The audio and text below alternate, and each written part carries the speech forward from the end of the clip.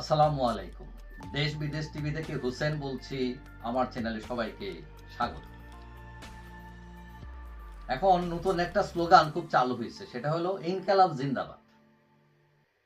এখন আমি দেখলাম কয়দিন আগে এক লোক মদ খেয়ে টাল হইয়া থাকে, সেও দেখি স্ট্যাটাস দিছে ইনকালাব জিন্দাবাদ।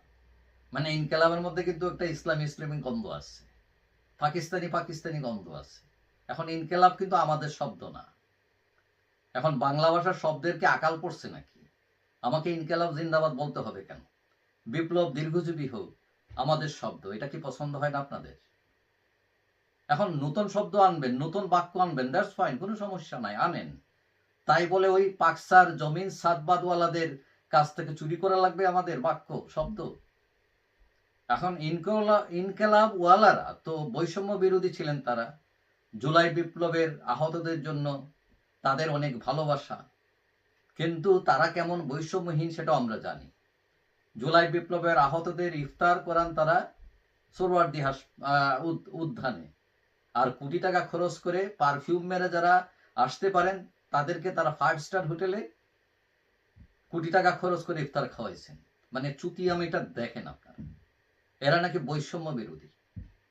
এখন এই যে টিউশনি করা পোলাপাইন, তোমরা এত কোটি টাকা কোথায় পাইলা? আবার কই পাইছো টাকা এটা আবার বলো না। মানে এরা অসুবিধায় পড়ে যাবে যারা আমাদেরকে টাকা দিচ্ছে। তো এগুলো তো ট্রান্সপারেন্ট না। তোমরা তো এই যে পুরান স্টাইলের রাজনীতি। এখন জুলাই বিপ্লবের আহতদের সাথে বৈষম্যের তৈরি করে তোমরা এখন বলতেছো ইনকালাব জিন্দাবাদ। এখন আমি বলি যে পাকিস্তানের সাথে যে আমাদের বৈষম্য করছিল কিন্তু তারা, তোমরা আবার করতেছো এদের সাথে বৈষম্য যারা জুলাই বিপ্লবে আহত হয়েছে। এখন এই যদি মানে হয় নাগরিকদের যে তাদের কৌশল, যে বৈষম্যহীন সমাজের কথা বলে নিজেরাই বৈষম্য করলেন, তাহলে এই যে শরম বাইঙ্গা মানে ইনকালাব জিন্দাবাদ না বলে পাকিস্তানি জিন্দাবাদ বলেই ফেলা তো ভালো। এখন আওয়ামী লীগের বিরুদ্ধে অভিযোগ যে এরা ভারতের পেটে ঢুকে গেছে, কিন্তু এখন তো আমি দেখতেছি পাকিস্তানে পেটে ঢুকার জন্য প্রতিযোগিতা শুরু হয়ে গেছে রীতিমতো। এখন ইনকালাব জিন্দাবাদ বললে পাকিস্তান খুশি হবে। এখন পাকিস্তানকে খুশি করার জন্য কি এটা বলা হচ্ছে কিনা? এখন ইনকালাব জিন্দাবাদ বলতেই হবে কেন? বাংলাদেশ নিয়ে কোনো স্লোগান দেওয়া যায় না? না না, নাই। নাকি বাংলাদেশ ভালো লাগে না? এখন বৈষম্য বিরোধীদের সব খারাপ মানে এইটা আমি বলি না, তাদের অনেক অর্জনও আছে, কিন্তু দেশে তারা অস্থিতিশীলতা তৈরি করছে, এটা অনেকে অভিযোগ করছে। এবং এই অস্থিতিশীলতা তৈরি করে আবার বলতেছে ইনকালাব জিন্দাবাদ। এবং কেউ কেউ মনে করছেন এইসব বলে তারা জানান দিচ্ছে তারা ধর্মভিত্তিক রাজনীতির সাথে সম্পৃক্ত বা ওইটাতে বিশ্বাস করে।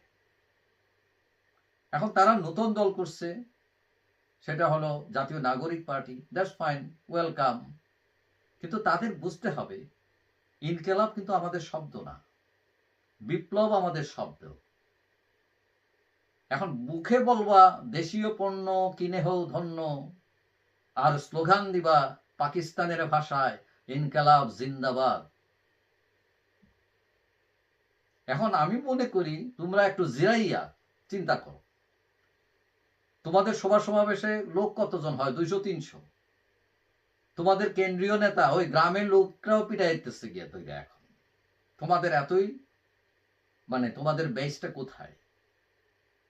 এখন এই দেশের রাজনীতিতে যদি সাফল্য চাও তাহলে লুঙ্গি শাড়িকে অবজ্ঞা করে কিন্তু তুমি রাজনীতি করতে পারবা না এই দেশে, কারণ এটা হচ্ছে এই দেশের বাস্তবতা, এই দেশের কালচার।